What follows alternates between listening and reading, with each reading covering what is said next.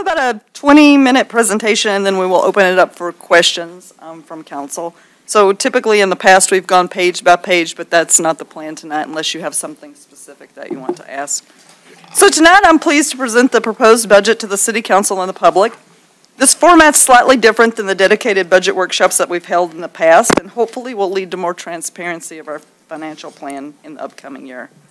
Before getting started, I would like to acknowledge the outstanding efforts of Finance Director Linda Kuneth and Assistant City Manager, although that's not your title anymore, Adam Ozorzek, who was promoted to Special Projects and Grant Manager today, as well as all the department heads and staff for the excellent effort in preparing a priority-based budget that continues to maintain existing services and implements our city's strategic plan. I would also like to thank the Mayor and City Council for their leadership and support in planning the city's financial operations responsibly and progressively. This budget is a project of our collected efforts bringing success to our community.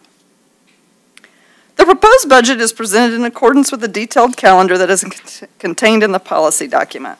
Last fall, the annual budget process formally began with a review of the long-range financial outlook presented to City Council at our annual strategic planning meeting. Following this meeting that starts the future year's priorities, we complete the capital improvement plan, followed by the preparation of the operation budget, which begins in January, all leading to the proposed budget we are reviewing tonight. This proposed budget was posted online and submitted to City Council on April the 4th. The remaining highlights of the budget calendar include tonight's council budget presentation and then the adoption of the budget and tax levy, which is scheduled to take place at the next council meeting on May the 13th, the second Monday in May. In our budget presentation today, we plan to spend a few minutes discussing the guiding principles used in developing the budget. We will provide the fiscal year 2025 budget overview, discuss the strategic plan and how that aligns with the proposed budget, and discuss fund balance and fees. We have also included a brief discussion on two major revenue streams, grants and marijuana industry funding, that has allowed us to complete significant projects and keep the tax levy below the authorized amount for the past 3 years. Following this detailed discussion, we will briefly touch on other funds, which includes major streets, local streets, and the water and sewer fund. Linda will now present the budget overview and the budget guiding principles. In preparing the budget, the goals and financial policies adopted by City Council guided our process. First, staff have conservatively estimated revenues and expenditures, including a thorough review of each department with the respective department head and a careful and updated analysis of projected revenues. Second, we balanced each special millage with the applicable expenses, focusing on millage reserves and prioritizing needed projects. Third, we analyzed projected fund balance levels and, working with the City Council through the goal-setting process, strategically allocated a minimum use of fund balance to cover our goal priorities, allowing us to maintain the targeted fund balance. Fourth, we reviewed the taxes and fees being charged to residents and businesses, resulting in a millage reduction for fiscal year 2024 levels and increasing the utility rates. And fifth, we will seek alternative funding options for budgeted services and projects wherever possible.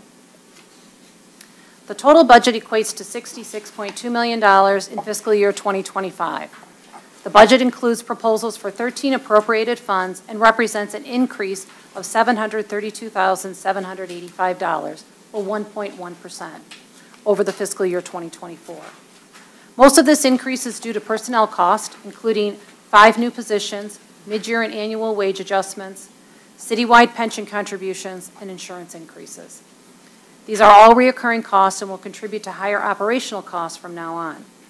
Of this $66.2 million, $10.2 million is capital outlay. This includes assets such as vehicles, equipment, building maintenance, and infrastructure such as roads and water mains. Although the city has the ability to levy 25.9381 mills, this proposed budget is supported by a tax rate of 25.4572 mills for fiscal year 2025. The proposed tax rate is a reduction from fiscal year 2024, when the city rate was levied at 25.5288 mills. The budget is projected with revenue growth across all funds due to a state tax commission inflation rate multiplier of 5% and increased state shared revenue. Even with this higher than average state inflationary rate multiplier, the city's taxable value for fiscal year 2025 is still only 90.9% of what it was in fiscal year 2008. This prevents the city from restoring service back to the 2008 levels. This chart shows the city's tax distribution for the 10,339 single-family homes and condominiums in Madison Heights. For fiscal year 2025, the average home market value is $202,433, with a taxable value of $56,212, and an average tax bill of $1,431.27 for city services. The city, like businesses and residents that call Madison Heights home, has continued to feel the pressure of expenditures due to inflationary increases. While many expenditure areas have returned to traditional increases of 2 to 3%, we experience wage pressure to remain competitive in the region, especially with public safety departments. This is reflected in the proposed budget on the wage reopeners and extensions for all union contracts. This budget also adds 5 new positions. We continue to be very conservative with reoccurring expenditures to ensure there are reoccurring revenues to support these position increases. The positions are a special project grant administrator, 3 emergency medical technicians, EMTs, and a motor pool mechanic. And now I'm going to turn over the presentation to Melissa. Starting in the fall of 2018, the City Council and staff worked to develop plans that articulated the future vision of the community. These plans considered everyone who lives, works, and visits Madison Heights and centered on developing a solid tax base to allow us to build a strong community and provide services at superior levels. These priorities guide the budget process and include public safety, infrastructure and capital assets, quality of life, economic development, financial stability, and sustainability.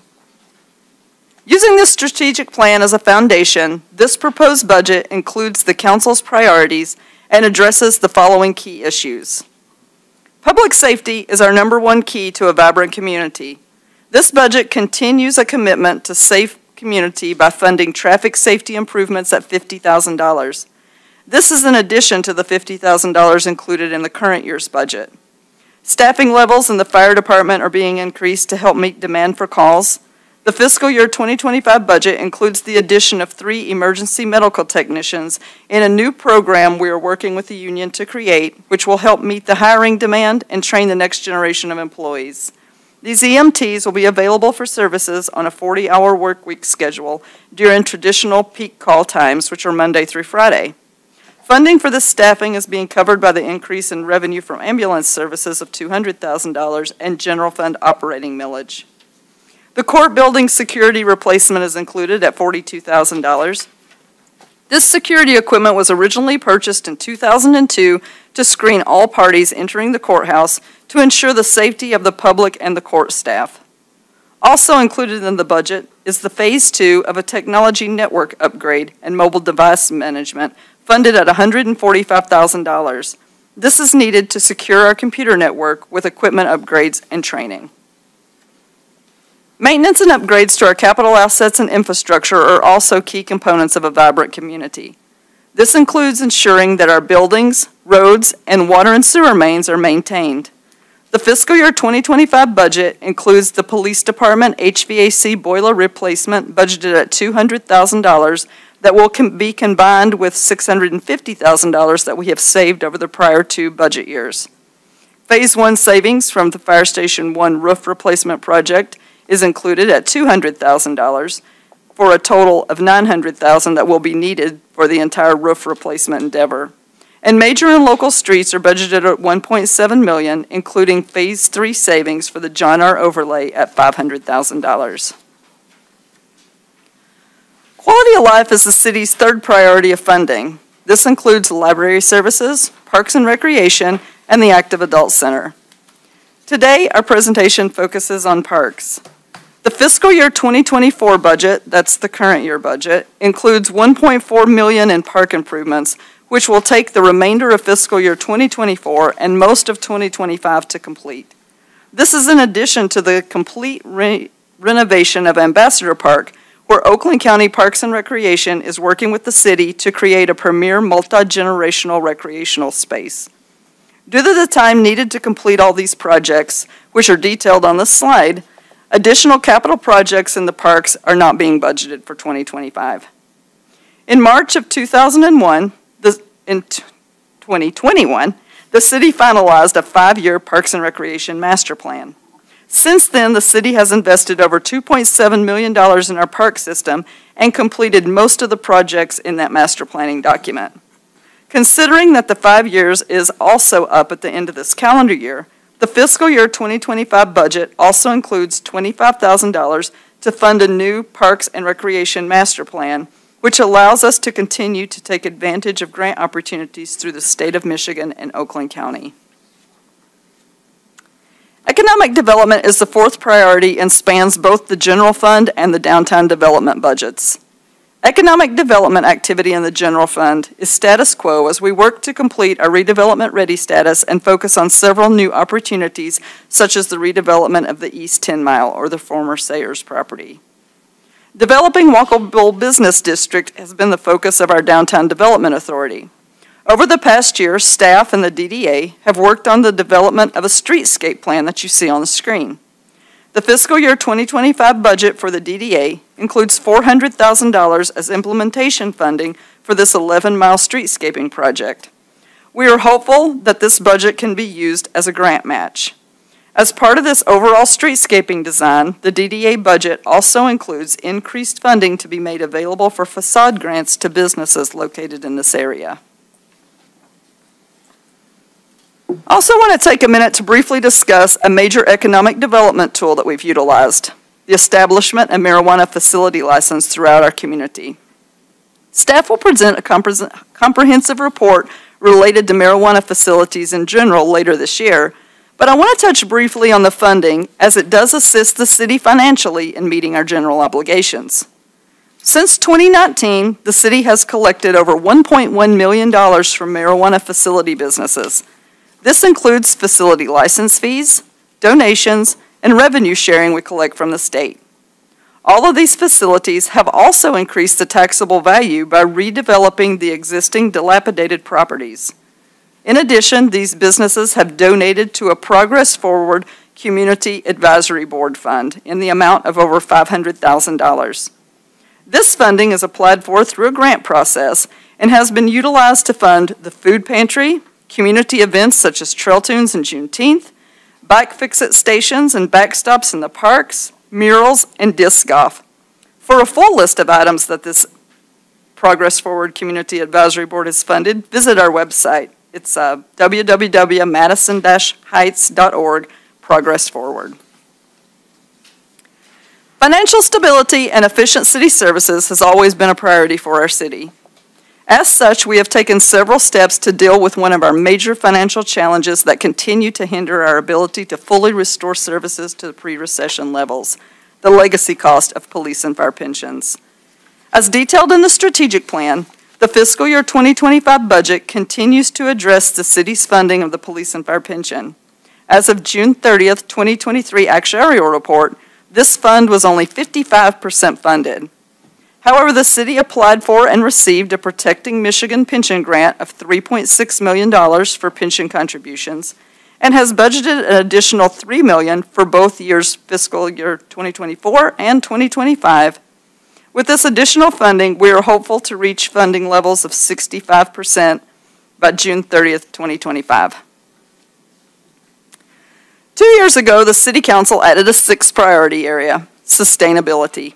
Since that time, staff has made strides to move the city forward in this area. We have participated in the Michigan Green Communities Challenge and recently received silver status. With the recent renovation, we have updated the mechanical equipment in our Civic Center complex and started tracking and benchmarking energy usage and savings through the city facilities. We applied for and were awarded a sustainability planning grant through EAGLE to create the city's first sustainability master plan, which was just presented in draft form to the Environmental Citizens Committee 2 weeks ago and will be finalized and presented to City Council by the end of May. We have become a tree city, receiving our award for 4 years in a row just last week, which helps us take advantage of grant opportunities for tree planting over 500 trees in the past 5 years. The fiscal year 2025 budget includes an additional $30,000 to continue expanding the tree canopy throughout the city. We have also applied for and were recently awarded a $500,000 grant to create a decarbonization plan for Southeast Michigan, which includes our partners Lamphere Schools, City of Ferndale, and the City of Oak Park. The fiscal year 2025 budget also includes funding for the citywide recycling and trash bin program in the amount of $1 million. This program is partially grant funded with over $500,000 coming from the Recycling Partnership in Eagle and $538,000 coming from the general fund. Next, Linda is going to talk about the general fund balance and other funds. Due to strong financial management, our city survived the worst economic decline in our history and emerged with solid financial reserves across significant funds, allowing us to use these reserves to make much-needed investments in our community. This slide tells most of the general fund story. The green and yellow bars represent general fund revenues and expenditures. The blue line illustrates the available fund balance or savings, and the red line represents the council's target fund balance. As of June 30, 2023, the general fund's unreserved but assigned fund balance was $11.5 million, with a planned use of fund balance in fiscal year 2024 of $2 million, and no use of fund balance projected for fiscal year 2025. The city has a fund balance policy requiring a minimum fund balance of 16% of operating expenses plus 1 year of debt payments. For fiscal year 2025, the minimum fund balance will be approximately $8 million. This budget meets that reserve policy by maintaining a fund balance estimated at the end of fiscal year 2025 to be $9.5 million. Since we started strategic planning, one of our guiding principles has been to seek alternative funding for budgeted services and projects when possible. We do a great job advocating for funding, researching options, and reaching out to federal and state representatives as well as private partners to ensure they understand our needs and priorities. This chart illustrates grants that we have successfully been awarded. It does not include other regular state and federal funding items such as road work and state revenue sharing. While a few of these projects are wish list items and would never have been completed without grant funding, over $700,000 are for items that we would need to fund from general fund revenues if grants were not applied for and awarded, such as the $525,000 for ball field lighting replacement in fiscal year 2025. Moving on to other funds, we will highlight major streets, local streets, and water and sewer funding. Major streets constructions proposed in the amount of $1.4 million, including $500,000 for a 5-year phase funding of John R. Road, as well as sectional and street repairs. Local street construction is proposed in the amount of $1.9 million and includes 4 road millage projects, as well as concrete replacement and street repairs. It is important to note that the local road millage expires in 2026, and we will have to go out to a vote for R4 in August of 2026 to continue our neighborhood road projects. In the Water and Sewer Fund, $1.3 million is budgeted for water main replacement and additional funding for a sanitary sewer rehabilitation program. In addition, the city is receiving a 3.06% increase from our water supplier and an anticipated 4% increase from water and sewer treatment. In order to pay for the construction and for these third-party increases, we will adjust water and sewer rates to our end users by 4.02%, as detailed in the following slide. The city has an extensive 5-year capital improvement plan that detailed water main replacement needs for the current and next 5 years. In order to maintain our replacement and repair of water mains, the city will need to consider additional increases to the rates and/or taking a loan for repairs. Even with the 4.02% increase, Madison Heights still has one of the lowest rates in our region. Based on the consumption average of 12 units, 748 gallons of water per unit, Madison Heights' average bill is $132 per quarter. The chart above shows the proposed fiscal year 2025 increase rate for Madison Heights compared to the current 2024 rates of other communities. The city takes pride in its sound financial management, prudent allocation of resources, and steadfast commitment to long-term planning. This proposed budget continues to address evolving conditions and is a statement of our adaptability and resilience. Together, we are witnessing the fruition of the collective efforts bringing success to our community. So this concludes our budget presentation, and as you see in the audience, all the department heads are here. If you have any specific questions about anything we covered either in the presentation or that you have reviewed in the line item. All right, thank you. And thank you for the presentation. We are not voting on this tonight. We will be voting on this in a couple of weeks at our next meeting on May 13th, but I do want to open it up for council if there's any questions that council has for either finance, the city manager, or any of the department heads. Your Honor? Yes. I just had a question, if anybody can answer, about the water and sewer rates. How did Warren and Troy get so much lower than everyone else? Is there? They supplement their rates with other general fund money. So how, can you explain that a little bit in detail? What does that mean? Whatever projects they have going on, whatever rate increases are there, they have a certain amount that they're going to set for their rates, and then anything else that's needed, they transfer or loan money from another fund to pay for it. Thank you. Thank you. Your Honor. Yes. Question on the Special Projects Fund with Parks. We created that, I think, 3 years ago. Is that up to 150,000 now? No, we've been spending it. We use it for grant matches and things that we typically could not do without that extra money. So there's 50,000 in the budget right now, and then if we don't spend that, that would be carried forward for 100,000 next year.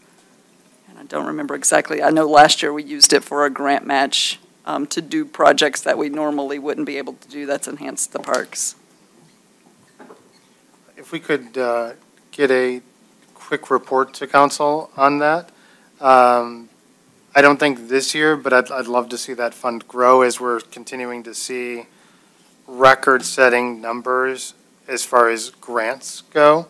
I think 2.5 million in grants alone this year. I'd love to see that fund and maybe even similar funds that we could create in other areas like public safety and things to be able to be as opportunistic as we continue to be. Any other questions, comments from council? All right. Your Honor. Oh, no. Yes. Yes. The sewer increase for the sewer, do you know, is that all of it coming from the George Kuhn drain, or is that some part of it is our maintenance of our own sewer system within the city? Yeah, the 4% that was discussed in the slide was specific to the George W. Kuhn drain. Yeah, the GWK increase. Okay, because I would like to get a report from the county, if we could ask them for a report of what they're doing with the money, what improvements they're making to the George Kuhn drain that we're seeing an increase for the sewage increase itself. That's it. Actually, we have a meeting about it tomorrow, but that it is mostly related to their operation cost. So their operation cost to pay their operators and their employees and things get passed on to all of the users, which is Madison Heights, to fund their just day-to-day operations. So as far as we reach out to them over the bond, so you'll see as part of the tax levy, the Chapter 20 bond has drastically reduced this year. They don't have any major projects planned for the Kuhn drain that's going to require bonding and paying back from each individual community beyond just regular maintenance. So it's just their operation expenses.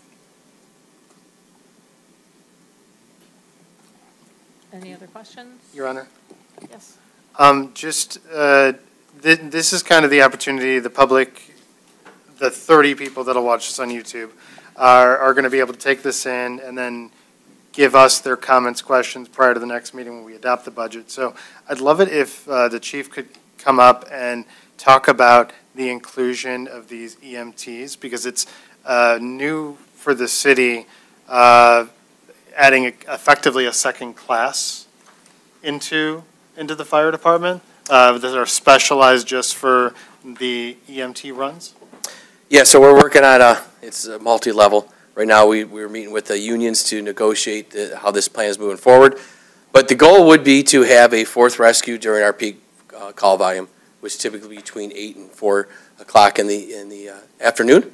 So we're trying to get another additional unit so we have enough to protect the residents. But we're looking to hire 3 medically trained personnel to staff that unit. This is a new idea that we don't have anyone else in the area that has done this. So we're hoping for the best, but we're willing to try something new because we see that it is an issue with the run volume going up and our current staffing level. So it's in the infancy of this planning, so we're moving along. It keeps sort of moving along the different, how we're going to do this, but we're still negotiating. We're still trying to figure this out, but we're willing to try it. If it fails, then at least we tried, but it is definitely a new approach that, so we're on uncharted territories with that. And Your Honor, if I Yes. may, it's in the high 90% of the runs are medical in nature versus fire runs, right, in our city? Correct. I think it's like 84% Okay. is related to EMS-related type of calls. The rest are other type of emergencies. And so this move, for our residents' sake, would get them the same level of trained professional that they're used to seeing in a medical run. It's just they would not be responding to fires, That is whereas the firefighters would. That is correct. We are going to hire only trained medical employees. They will not be trained in the fire side of the division. Thank you. So just on that point, you said 84%. Is that 84% of? I'm talking off the top of my head, but it is Okay. significantly more is EMS related. No, I understand that, but is that 84% of calls that could be potentially for police? Or is that calls that are for the fire station? Fire side, Okay, thank you. fire side. Thank you for the clarification. And I'm not holding you to the number. Thank you. I appreciate that. Are there any other questions that you? I have a question, but not for the chief. So, Okay. question about the, Chief, thank you. not for you, yeah. Sorry. Talking about streets, the John R. overlay and 11 Mile sectional, I want to just talk about that real quickly, just for people who are watching. So, Sean, the John R. overlay, that's 14 Mile all the way to 10 Mile, and it's not a full rebuild, right? It's just the overlay of that. So actually, the John R. section is, it's the city-owned asphalt section, so that's from 11 Mile North to just about Texas Roadhouse or Dartmouth Street. Then anything north of that to 14 Mile is actually owned by the county, which they're planning on doing in fiscal 2025. We would be doing our asphalt part, and that is it's a mill, but it's also repairing the detail 7 joints, which are the ones that go across the road that have made the sort of speed bump effect. So we'd be milling those down, repairing any bad joints, and then putting a new coat of about, it's typically 2.5 and then a 2-inch layer of asphalt on top of that. Okay, so it's just that one section of John R. this year. Correct. And will that be in this, the fiscal year starts July 1? Yes. So that would be in like summer months type of? Actually, our section of John R. asphalt is 2026 because Okay. it's matching the federal funding. The project's being over 50% funded by a federal aid committee grant, and that is in fiscal 2026. Okay, so not this calendar year, next. What about the county piece, though? You said 2025. The county, they are planning on doing it, and that would be not this upcoming summer, but next summer.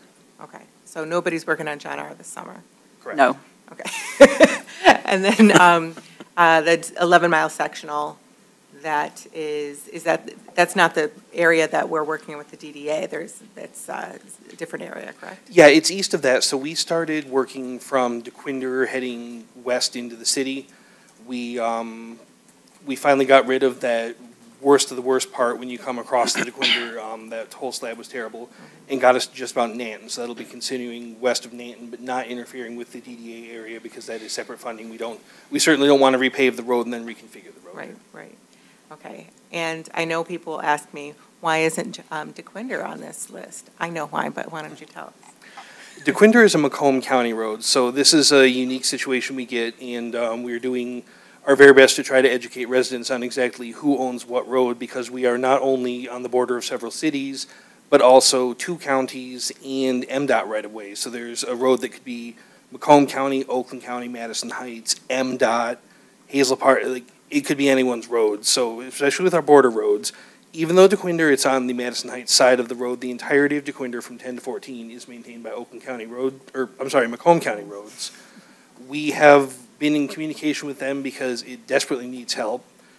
And according to them, they do not have it on their capital plan at the moment. They've done some very limited pavement repairs, especially around Solberg Tower, which was extremely helpful, but those were just minor patches. There is no whole scale in the 5-year plan for DeQuinder Road. Okay, thank you. All right, any other questions? Your Honor. Okay, hold on. Does anyone have any questions for Mr. Ballantyne, just while he's up there? Okay, thank you for that. And now do you have questions about something else? I think there were 2 of you. Your Honor, I just had a quick question, I guess, again, for Chief Leto, about, or Melissa, didn't we budget for adding additional positions with the fire department, or? So we did budget for the 3 EMT positions, but that has to be negotiated with the union. Wasn't there like another role we were looking at, or is that for future? We originally had looked at also including a deputy chief, but that did not get included into the budget in its entirety. So we know that we're going to have to add a position if we get ground emergency management transportation funding from the federal government, which there's a big push to get that going, but I can't sit here and say with certainty when the city's going to see the first funding from that. But that will be a administrative lift on our department, so we will have to add to our administrative staff in order to implement that program, which actually we estimate could be about $600,000 back to the community. So that's definitely a win-win for us. All right, thank you. All right. Your Honor, Fire Chief, one question about, sorry to be redundant, but the 3 that are coming on, are they basic or are they medics? Well, the initial proposal was basic, but in discussions with the union, we came up with a conclusion that we could hire paramedics and still have plenty of funding to fund those positions. Okay, thank you. Yeah, we did that because we thought it would be easier with dispatch, and they would also fit into the department better. There wouldn't be, just certain calls they could go on. They could do more emergency management. And we also thought that if this was successful, which as Greg pointed out, it's an idea, and, thankful to City Council, I have always been really encouraged just to try new things. If it doesn't work, you're not going to, hang me from the, be upset with me about that. So this was just an effort to try something new to help out our current situation. And we hoped that it would be a feeder program. And by that, I mean, we currently have 2 vacancies, and you can ask almost any department in this entire region, and they have vacancies. And it is extremely hard to recruit these positions. So if we had somebody that was great in this position, they could move up in our department and fill a different role. So we kind of thought of it like that, but we have to get the program up and going first. So we still have a few more obstacles to get through, but the funding is included in the budget for just those 3. Good answer, Mr. Holtis. All right. Any other questions for the fire chief? Okay. Any other questions or comments from anyone about? No? Okay. All right. Then I'm going to close discussion. We are not voting on this tonight. We are voting on this next month in May. But so just to elaborate on that, under the city charter, council has to adopt this by the 3rd Monday in May. So if there are any questions or changes, like now is your opportunity to bring that up. So staff doesn't have, time. You can't tell us on the 13th and think that we're going to get that turned around in time to meet that charter amendment, which is why we start early in March with the budget preview memo, and we have several meetings with our council and try to get all the kinks worked out before we get to this point. So I think that we have done that, and just encourage you, if you do have any questions, to follow up with me later or to do it now. Okay. All right. Ronna, Yes. I just want to say thank you for all of the hard work that has gone into putting these numbers together. I've done this at a much smaller scale, and it's a challenge. So you're talking about $66 million. That's a lot of juggling that has to happen. I don't have a lot of questions tonight because City Manager Marsh was good enough to spend, about 5 or 6 hours, I think, with me over the last couple of weeks, going through line by line. So I appreciate that effort and all the effort of Linda and all the department heads. All right, good, thank you. All right, thank you for everything you put into this, and thank you all for coming out this evening. I appreciate it.